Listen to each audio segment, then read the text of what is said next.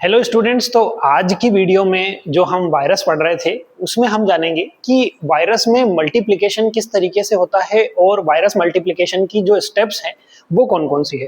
तो आइए सबसे पहले जानते हैं वायरस मल्टीप्लिकेशन की क्या कुछ प्रोसेस होती है। भाई ये तो बैक हो गया, स्टार्ट करते। एक मिनट। तो सबसे पहले तो उम्मीद करते हैं कि जो भी प्रीवियस वीडियोस आपने वायरस की जो मैंने अपलोड की है वो आप लोगों ने सारी देखी होगी और वो वीडियो काफ़ी आपके लिए यूज़फुल रहेगी। जो भी टॉपिक उसमें कवर किए हुए हैं वो सारे टॉपिक आपके लिए इम्पोर्टेंट हो जाते हैं। तो वो जो प्रीवियस वीडियो सारी है वो आपको कवर करना है। इसके साथ साथ जो मल्टीमोर क्लासिफिकेशन जो है जिसकी वीडियो है उसकी भी आपको देख लेना है, वो भी आपके लिए काफ़ी इम्पोर्टेंट है। तो अब हम जो है आज की वीडियो में देखेंगे कि किस तरीके से मल्टीप्लिकेशन होता है वायरस का, उसके बारे में थोड़ा सा जानेंगे कि क्या कुछ प्रक्रियाएं हैं इसकी। तो सबसे पहले अगर हम देखें तो मल्टीप्लिकेशन ऑफ वायरस कैसे होगा, तो यहाँ पर क्या दिया है, virus do not replicate reproduce by cell division. Virus जो होता है वो सेल डिवीजन से रिप्रोड्यूस नहीं करता है। नॉर्मल जैसे बैक्टीरिया सेल डिवीजन करते हैं वैसे सेल डिवीजन नहीं होगा। ये क्या करेंगे, मल्टीप्लाई इनसाइड द होस्ट, मतलब जिस होस्ट के ऊपर इन्फेक्शन हुआ, मान लो किसी की बॉडी में वायरस का इन्फेक्शन हुआ तो उस व्यक्ति की जो बॉडी है उसकी बॉडी की सेल के अंदर, उसकी बॉडी के सेल के अंदर वो जो है मल्टीप्लिकेशन करते हैं वायरस। ठीक है। अगला है they use host machinery to synthesise a new viral particle. एक वायरस नया वायरस पार्टिकल सिंथेसाइज करने के लिए जो होस्ट है जिसके ऊपर उसने इन्फेक्शन किया है उसकी मशीनरी को यूज करेगा। ठीक है। होस्ट मत का मतलब वही हुआ कि जिसके ऊपर इन्फेक्शन हुआ वो होस्ट, मतलब मेरी बॉडी में अगर किसी वायरस का इन्फेक्शन होता है तो उस वायरस के लिए मैं क्या हो जाता हूँ, मैं होस्ट हो जाता हूँ। ठीक है। अब इसकी कुछ जनरल स्टेप्स है, इनको जान लेते हैं। जैसे सबसे पहले अगर हम देखें तो यहां पर जो है अटैचमेंट, फर्स्ट स्टेप क्या होगी भाई, अटैचमेंट। अटैचमेंट मतलब वायरस जो है अटैच होता है स्पेसिफिक रिसेप्टर से ऑन दी होस्ट सेल। मतलब क्या होगा कि अगर ये कोई होस्ट सेल है, ये ठीक है भैया, ये होस्ट सेल है। अब इस होस्ट सेल के ऊपर मान लीजिए कि किसी वायरस का अटैक होता है, ये कोई वायरस है, तो ये वायरस क्या होगा, ये कोई वायरस है। इसको थोड़ा सा एक काम करते हैं, कुछ इस तरीके से बनाते हैं कि ये कोई वायरस है ये। ठीक। अब ये वायरस क्या करेगा, ये वायरस एक स्पेसिफिक साइट से अटैच होगा जहां पर इसके रिसेप्टर प्रेजेंट होंगे। मतलब इस वायरस का रिसेप्टर उस होस्ट के ऊपर प्रेजेंट होगा। अब इससे ये बात समझ में आती है कि हमने वायरस में एक चीज देखी थी कि होस्ट स्पेसिफिक होते हैं, मतलब कि जिस होस्ट में इंफेक्शन करना है वायरस उसी में इंफेक्शन कर पाएगा। HIV का वायरस प्लांट के अंदर इंफेक्शन नहीं कर सकता, दैट इज होस्ट स्पेसिफिसिटी। मतलब स्पेसिफिक होस्ट को ही उसी वही वायरस जो इन्फेक्ट कर सकता है वही कर पाएगा, दूसरा वायरस नहीं कर पाएगा। तो वही चीजें है भाई कि यहां पर इसके जैसे ये होस्ट है, अब मान लो ये कोई प्लांट की सेल है, पर्टिकुलर किसी प्लांट की सेल है, तो उस प्लांट में होने वाला जो वायरल इंफेक्शन है वो वायरस को इस प्लांट की सेल पे प्रेजेंट जो रिसेप्टर होंगे उस रिसेप्टर से ये वायरस क्या करेगा, बाइंड करेगा। तो ये बाइंड करेगा, इसी प्रोसेस को हम क्या कह रहे हैं, अटैचमेंट कह रहे हैं। वही चीज कह रहे हैं, virus attach to the specific receptor on the host surface. ये होस्ट की सरफेस पे ये जो स्पेसिफिक रिसेप्टर प्रेजेंट है इससे ये वायरस आके क्या हो जाता है, बाइंड हो जाता है या जुड़ जाता है। दूसरा case, this step determine the host specificity. मतलब यही स्टेप जो है होस्ट स्पेसिफिसिटी जो है उसको डिटरमाइन कर रही है कि ये जो होस्ट है इसके पास स्पेसिफिक रिसेप्टर है जिससे ही ये वायरस आके बाइंड हो सकता है, दूसरे होस्ट से बाइंड नहीं हो सकता। दूसरी बात आती है पेनिट्रेशन। पेनिट्रेशन मतलब यहां क्या होगा, अब यहां दो प्रकार की प्रोसेस होती है। मतलब एक तो तरीका ये, जैसे अगर मान के चलिए कि इसके ऊपर इन्फेक्शन होता है, इसके ऊपर इन्फेक्शन होता है मान लो इस तरीके के कोई वायरस का, लाइक जैसे कोरोना वायरस होता है, इस तरीके के वायरस का होता है, तो ये जो वायरस होगा ये वायरस पूरी तरीके से एंटर कर जाएगा। ये वायरस क्या करेगा, ये वायरस पूरी तरीके से एंटर कर जाएगा सेल के अंदर। इस तरीके से। जबकि अगर किसी सेल के ऊपर बैक्टीरियोफाज का इंफेक्शन होता है, अगर किसी सेल के ऊपर किसी बैक्टीरियोफाज का इंफेक्शन होता है तो उस केस में कंप्लीट जो बैक्टीरियोफाज है वो एंटर नहीं करता है। ये कोई बैक्टीरियोफाज है तो ये एंटर नहीं करेगा, इसमें केवल इसका जो जीनोम है, इसका जो जीनोम है ये केवल अंदर सेल के इनसाइड जाएगा। तो यहां वही चीज कह रहे हैं कि वायरस और इट्स जेनेटिक मटेरियल, या तो पूरा वायरस अंदर चले जाए या फिर इसका जो जेनेटिक मटेरियल है वो अंदर चले जाए होस्ट के अंदर। इसी प्रक्रिया को हम पेनिट्रेशन कहते हैं। दूसरा अगर हम देखें तो बैक्टीरियोफेज में वही चीज कह रहे हैं कि बैक्टीरियोफेज में केवल डीएनए ही प्रवेश करता है, मतलब बैक्टीरियोफेज में केवल डीएनए ही एंटर कर रहा है, ये हम देख रहे हैं। ठीक है, कैप्सिड जो है वो बाहर रह जा रहा है।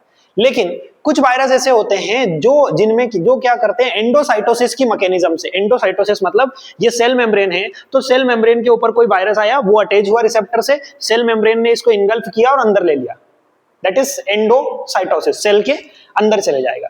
तो एंडोसाइटोसिस की मैकेनिज्म से कुछ वायरस क्या होते हैं, सेल के अंदर चले जाते हैं कंप्लीट, इंक्लूडिंग कैप्सिड के साथ ही। ठीक, जबकि बैक्टीरियोफाज में क्या होता है कि जो कैप्सिड होता है वो बाहर रह जाता है, केवल डीएनए ही एंटर करता है, दैट इज पेनिट्रेशन। ये बात आपको समझ में आई। अगली प्रोसेस की तरफ अगर हम बढ़ें तो जो नेक्स्ट स्टेप होगी वो क्या होगी, इसको जान लेते हैं भाई। नेक्स्ट जो स्टेप है उसमें क्या होगा, अनकोटिंग। अनकोटिंग मतलब आवरण को हटाना। अब बैक्टीरियोफेज में अनकोटिंग जैसी दिक्कत नहीं है। अनकोटिंग मतलब यहां पर क्या होगा, यहां कह रहे हैं virus nucleic acid replicate using host mechanism, sorry ये बायोसिंथेसिस आ गया ना, ये है अनकोटिंग ना। ठीक है, अनकोटिंग में क्या हो रहा है, protein coat is removed and nucleic acid is release. अब देखो बैक्टीरियोफेज वाले केस में तो अनकोटिंग की हमको जरूरत नहीं है, क्यों, क्योंकि हमारा केवल जेनेटिक मटेरियल ही एंटर किया, डीएनए ही एंटर किया। लेकिन कुछ वायरस, जो कंप्लीट वायरस जो है वो अगर एंटर कर रहा है तो इसका जो जेनेटिक मटेरियल होगा, इसका जो जेनेटिक मटेरियल होगा मतलब कैप्सिड होगा, उस कैप्सिड को हमको रिमूव करना पड़ेगा। तो इस कैप्सिड को इस जेनेटिक मटेरियल के ऊपर से हटा दो। क्या कर रहे हैं भाई, कैप्सिड को जेनेटिक मटेरियल के ऊपर से हटाने की जो प्रोसेस है इसको हमने कह दिया अनकोटिंग। अब अनकोटिंग के बाद, यार क्या हो रहा है बार बार, ये फिर से वहीं जाना पड़ेगा। बड़ी परेशानी है भाई।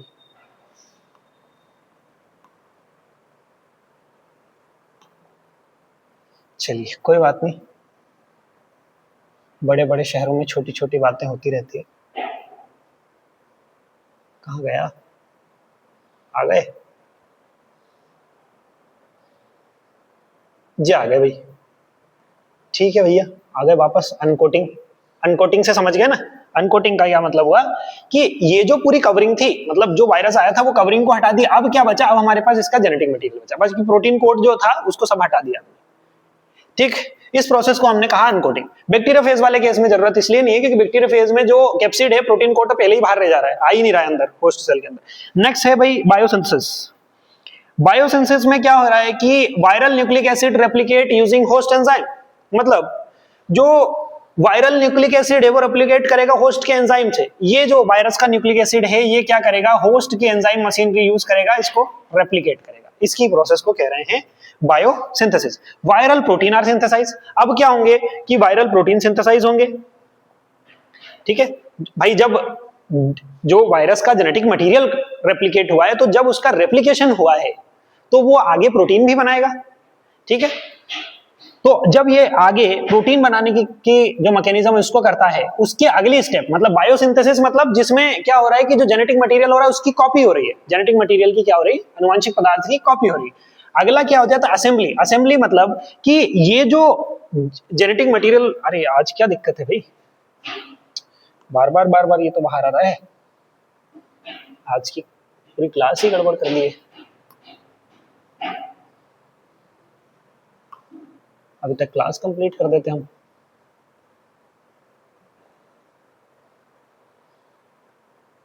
चलिए दूसरे ऐप से खोलेंगे अगर ये दिक्कत देगा तो।